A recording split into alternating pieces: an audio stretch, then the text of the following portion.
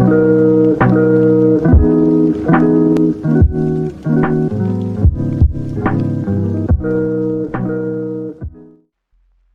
folks, how's it going? RedMaster here, and welcome back to another episode of Cards and Castles TV commentary. And as always, incredible matches lined up for you on this episode. So let's not waste any further time and get straight to the games with match number one.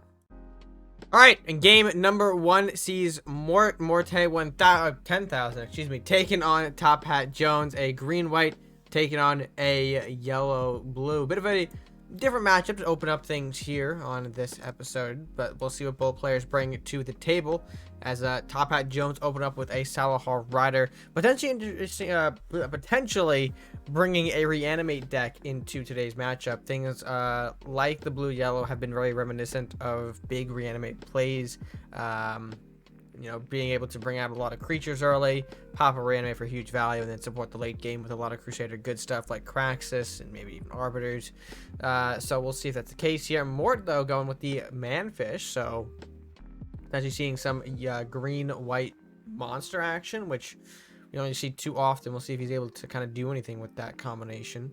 Manfish gonna come in, pick off the early Rat King that we saw from Jones. Jones gonna have to respond here. He can take out the Manfish with 2 rats, which looks like it's going to be the play. And then probably Banshee. Yeah, okay, it's gonna be Banshee. So Banshee comes out.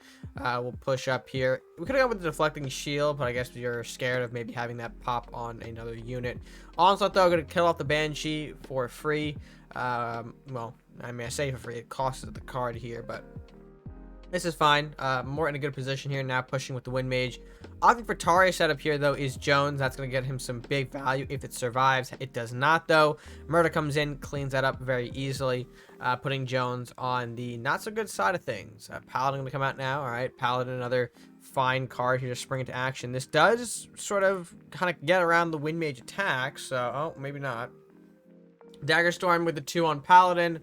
Another 2 from the Wind Mage here, and a mugging to follow up, so that'll be an effective cleanup.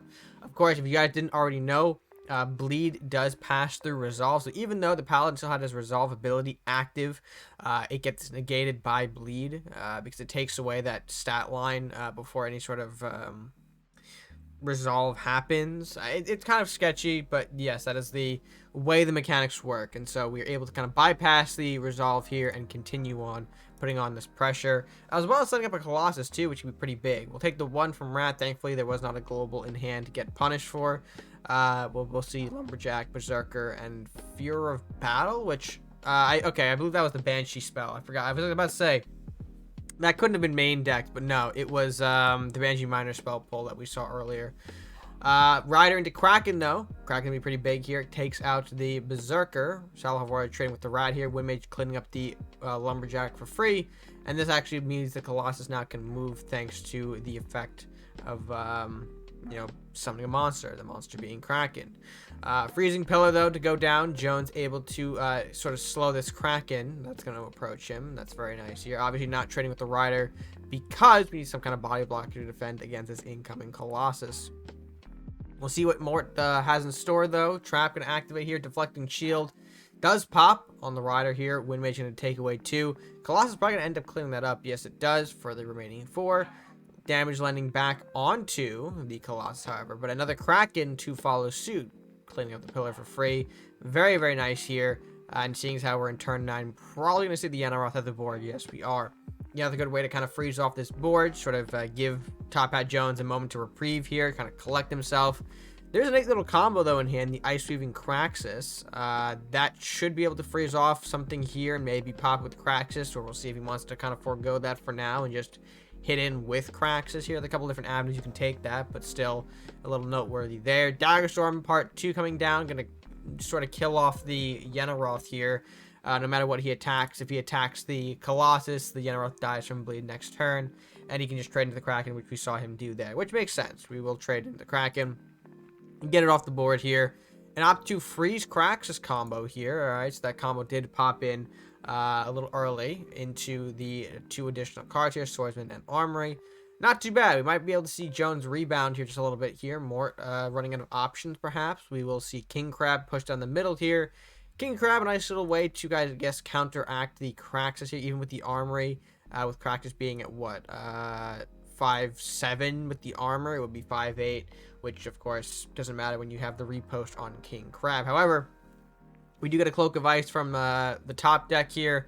Gonna be a great way for Jones to temporarily neutralize the Crab, as well as push in a Swordsman threat here. And this Swordsman, very big in terms of threat levels. Of course, this guy can just sit on face, keep chopping away, unless Mort has the hard remove. He is in Pirates. He could have an Execution maybe for this, but we'll see. We will see indeed. So it goes back to him.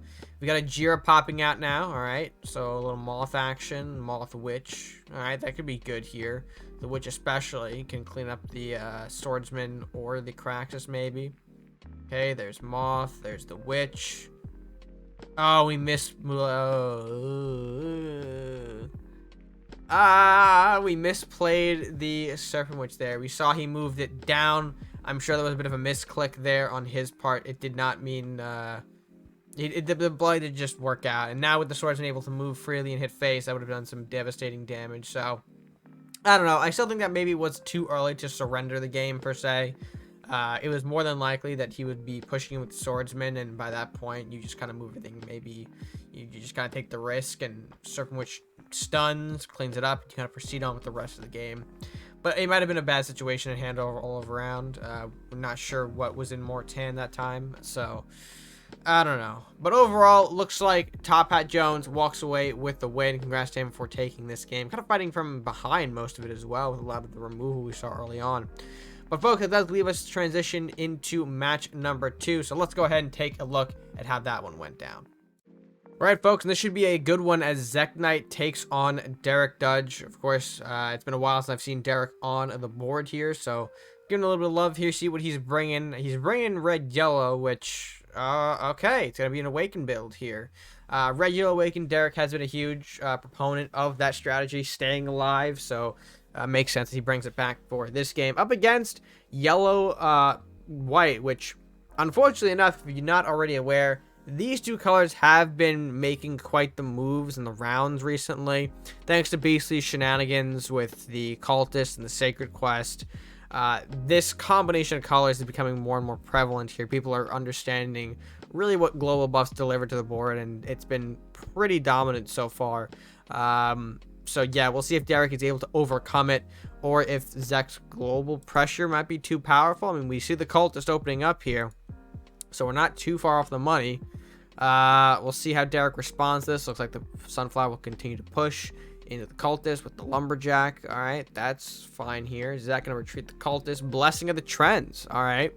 I don't think this is a standard in these decks, but okay, sure. Blessing plus Sacred Quest. Yep, there is the Quest. Quest really being used to kind of create this big cycle presence for range units, which is pretty scary if they get buffs by things like Armory, or in this case, Blessing. We'll see Derek commit to a early bolt of the Cultist here. Of course, the Blessing puts the Cultist at 1 over the bolt damage, so it does remain alive. But we do see Professor Headwood in the hands of Derek, and hopefully we can utilize that to some advantage here. But ultimately not also pushing in the Lumberjack, which is a bit of a strange choice here on Derek's part. I mean, I don't see what he's afraid of that's going to combo off the Lumberjack. We don't have Elvish Thief. We're too far away from a Mordock here. Yeah, kind of an interesting call to just hold this back. I guess he just wants the body threat for later. I mean, interesting call there, but all right. Zek gonna respond with the Beastmaster now. Okay. Again, a choice that not all of the yellow-white decks run here. We'll see if Derek commits to one of the 3 Headmasters that he's drawn for turn. Yep, alright, he will commit to 1. Makes sense. Types up the Beastmaster, which is pretty big here. And gets the Cultist as well, so kind of clears the board here. Very nicely done from Derek's side of things. This is going to force Zek to go for a Lumberjack play and a pass. That's kind of interesting on 5 gold here. You'd expect maybe something like a global buff to come out, but maybe because you're up against the Awaken, you see the Headwood, you have the fear of more Headwood burn potentially. We just saw there Derek not afraid to commit to 1 if it means securing more damage on face for this particular moment. Zek though responding with the Cleric into the Dragon Crest Shield into the Blessing part 2, so creating a big Cleric for Derek to fight over here. And I think he has the answer to it as well, though. He has 8, so we could go for both and get lucky with Headwood, but no. Looks like we are going to go for just the Knight of Flowers and the Golem. Excuse me there. Had a bit of a dinner pop in. Anyways, Zech going to respond now with the Mana Core. That's a nice little cool synergy there between the Mana Core and the Cleric if it works out. Mana Core being able to absorb the damage if it's under 4, and the Cleric can heal it, so it kind of creates this infinite little Spirit Link loop. But Derek, kind of aware of that, perhaps, going to snipe off one of the Mana Cores, the stronger of the two, with the blue Firebolt. And out for the third Saurus on a much more impactful Awaken board here. This is going to be pretty impactful, I imagine, right? We're going to, have to hit with the Spirit Link with the Knight of Flowers.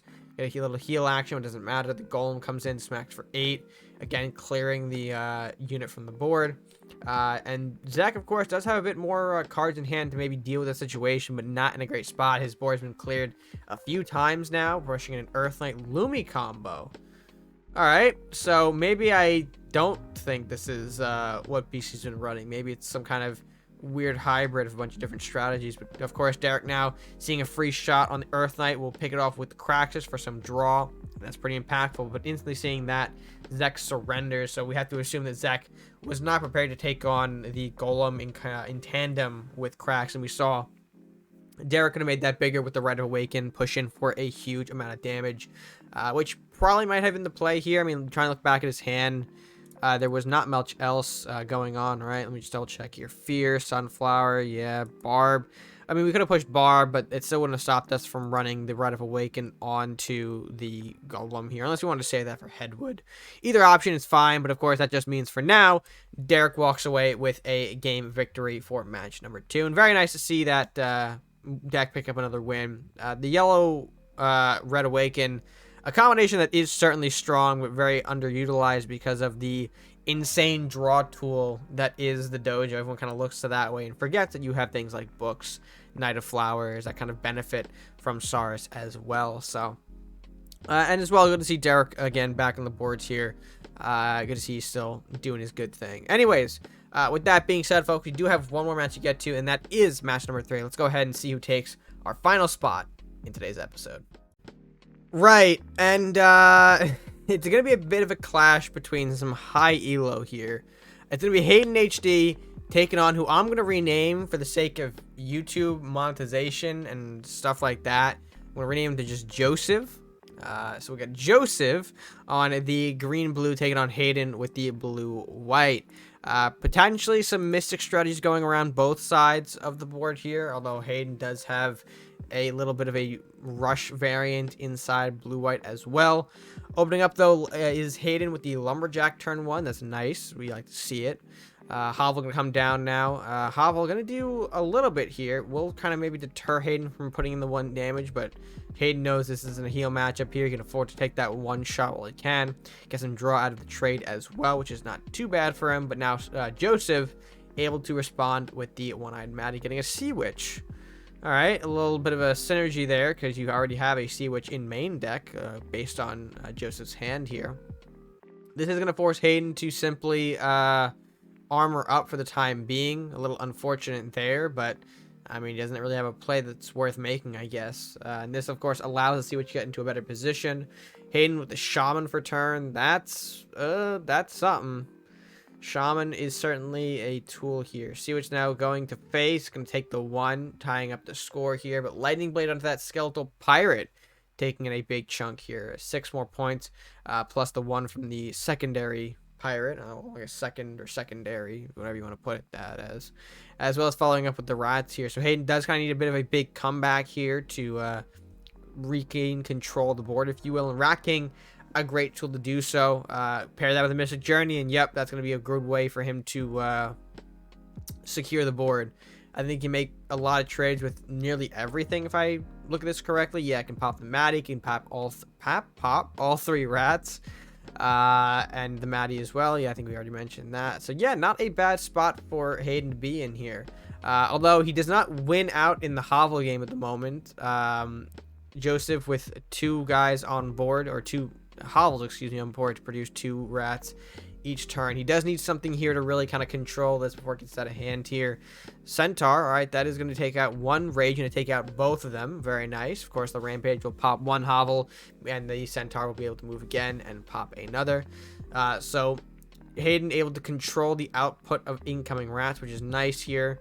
Although Joseph going for another Matty, resulting in an Eater this time around. And of course, the onslaught onto the Centaur will mean that the Bleed can finish it. Rats will make trades, and the Eater can push to threaten some more castle damage. Hayden is a little bit weaker than I think he would like to be at this point, so he has to be mindful of that as he kind of continues in the rest of this game here. Goes for a Mystic Beastmaster play. All right, not something we've seen in a while. I guess it makes sense then why Hayden is running this particular card here in the build. It's more of a Mystic strategy than maybe a Mystic Rats strategy here. You want to have some good synergies, so that way Mystic Journey is never dead in your hand. And it looks like, unfortunately, we might still lose the Beastmaster anyway. As you can see, we've got Winds of the Ice Sea in the opener. This is, of course, going to be able to pull in the Beastmaster, meaning that this Rat King now, albeit a little messy, will be able to make the trade with the Beastmaster and successfully clear out 3 beasts, of course, 2 bears and a bear hog, to put Hayden, excuse me, in a bit of a rough place. Involves with the 3rd Hovel as well. Just not what Hayden wanted to see at this point. However, he is up on cards here, so if he can kind of push through the last of what Joseph has, we should be able to make a pretty defiant comeback here. But right now, I mean, guards, another lumberjack here, not the strongest of tools. Oh, and there is a racking for more follow-up. This is going to be slightly painful here, as of course the blacks will come down, the Sea Witch as well for follow-up, and we're protecting the Rat King by moving it back here, so that kind of foretells that we might be running some kind of Mystic strategy for that Rat King in the back. We'll see a Freezing Pillar, though, hit the board here. Gonna freeze off the Sea Witch, which is fine. Doesn't freeze off the Rat King, but that's okay. Hayden committing the Dragon Knight for follow-up here is very nice here. And he catches the Rat as well in the Freezing Pillar, so that way he maybe has a little bit of chain setup, if you will. Although 2 cards in, might be a bit risky to say that he does have it. We're going to see some Rat King trade with the Shaman. Blacksmith pop into, I believe that was a Lumberjack, maybe? I kind of forgot here. We're going to see the Army get played. Yep. Okay. I mean, he could have done this before too, but I think this is fine. I'd not say maybe he's going to block for chain because of that, but we just saw him put a whole bunch of units together. I guess maybe he had no choice when you have all those in the back line. But regardless, Sea Witch gets popped by the combination of the Dragon Knight clearing blocker and the Faithful Drake into the target. Hayden going to follow up with another Dragon Knight here. Not what he wanted to see. I think he wanted to see some kind of chain value to come to fruition, but we know that Joseph is the one who actually holds the Lightning Blade right now. And Lumberjack into a Blacksmith, man. It does not get any more brutal than that. Blacksmith comes out, meaning that the Rat in the middle can end up trading with the healthier of the 2 Drakes. Of course, the other one gets taken care of closely behind that, and we're going to push in a bunch of big rats. It's not lethal damage. Well, it is lethal damage, but I don't think Hayden knows that yet. Regardless, Yenneroth thankfully going to save the game for a little while longer, excuse me. Clearing out one of the rats, freezing everything else, and Joseph might actually have to pass here. Not really a lot of good plays in hand. The Master Thief would only be creating a weirder chain value setup for him, so it's good to pass on that here. Rally the town now going into the 2 rats. Yenneroth popping the Rat King. There's a Reanimate from Hayden. Unfortunately, not getting a good roll there. Not seeing a Wraith, instead seeing 2 Banshees. But I guess isn't the worst when you have things like Armory and Hovel that need to get sniped off by Headless, and Wraith just providing a big body. I mean, yeah, no, I can't say much. I think that was pretty rough. But anyways, Joseph now committing to more of a board here. Guards being pushed in. Master Thief being pushed in. Another Bard showing up here. Now we're seeing the global game, but for green-blue. Not sure that's what we were planning to do today, but here we are. Banshee into the Master Thief here, generating a Thrill of Victory. The second Banshee going into the 5/4 guard. One of the 2 5/4 guards. Blacksmith's trading as well into the Mordok. All right, makes sense now why the Mordok didn't come out earlier, because we want to clear the Blacksmith for that reduction in attack power so we can survive. And now into the Wraith here. Yep, that's a good pull. Okay, so Hayden doing a bit of rebounding here, Oh, yikes. That is... Oh, shit. So Winds here is going to pull the Mordok in. Wind of the Sea pulling the Wraith, but more like freezing it. Blacksmith into Lightning Blade now. This is going to be big. Not only does it kill off the Wraith here, but it kills off the Mordok in the chain as well. Oh man, Winds of the Icy got some value this game for Joseph. Can't really say anything about that otherwise. Second Warlock coming in now. That is fine. Looks like we do have we have an armory. Yeah, okay. So we're gonna probably see armory trading here. Not even gonna bother to maybe pop into the Horseman. All right, we can. I think we can pop into the Horseman. We are going to. And this, of course, leads Joseph to deal 6 damage to face off of the buffed Blacksmith here. And again, this actually gives Hayden one more turn to react here. He has to deal 8 damage to Castle. Can he do it this turn? Yenaroth will mean otherwise. Unfortunately, Hayden not going to pick up the victory in this video here, as the global buff presence, of course, once again remains a very, very strong tool, not just for yellow, white, but for all deck combinations when you can properly use them. So yeah, what a matchup here. Of course, both guys, I believe, in the top 100. I think we had another top 100 matchup too, so a couple of leaderboard action going today as some players take on each other. But overall, folks, that is going to be our last match for the day, so let's go ahead and end out this video properly. Alright, folks, and with that being said, of course, is going to do it for this episode of TV Commentary. Folks, if you did enjoy the matchups, be sure to let me know your thoughts on them by leaving them down in the comment section below. Be sure to not only like the video and share the video, but also subscribe if you're new or haven't done so to the channel. Of course, it's the best way you can support us here and help us grow at no additional cost to you. And as a bit of a bonus here, other socials are beginning to pick back up some steam here. Things like Twitter and Twitch, which I've been kind of talking more about recently. You can find links to those in the description below as well. But yeah, I think that is going to do it for me for now. Until next time, folks, stay gaming.